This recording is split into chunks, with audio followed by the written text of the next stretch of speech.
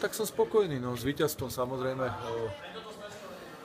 Boli tam nedostatky, hlavne v druhom polčase, ale myslím si, že sme odohrali kvalitný prvý polčas, keď sme superovi nič nedovolili, vsetili sme prvý gól a mali sme ďalšie šance, mohli sme zápas rozhodnúť už v prvom polčase, tam bolo na 2-0, na 3-0, nedali sme a v druhom polčase nám aj ubudli možno sily a super nás troška pritlačil, aj keď bolo jedného menej a zlakli sme sa toho, že máme vyhrať, no, lebo sme nevyhrali od októbra minulého roku, takže nakoniec sa nám podarilo svietiť druhý gól pred koncom a škoda, že sme nestrelili o mnoho skôr.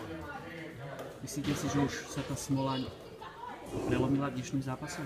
Ja aj to ja tak neviem povedať, pretože my sme prehrali teraz 2 zápasy po sebe, ale myslím si, alebo poviem to naplno, nám ubližili aj rozhodcovia, áno, takže my sme vedeli, že nechceme sa na rozhodcov samozrejme sťažovať, ale pokiaľ prehráte 2 zápasy za sebou takými vecami, čo sa stali, tak to mužstvo ide psychicky dole a si neverí a potom to postaví na nohy.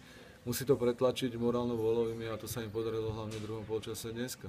Ja nehovorím, že budeme vyhrávať každý zápas, ale ja si myslím, že keď sme videli tých úvodných 45 minút, ak odohráme takéto zápasy, tak to bude dobré.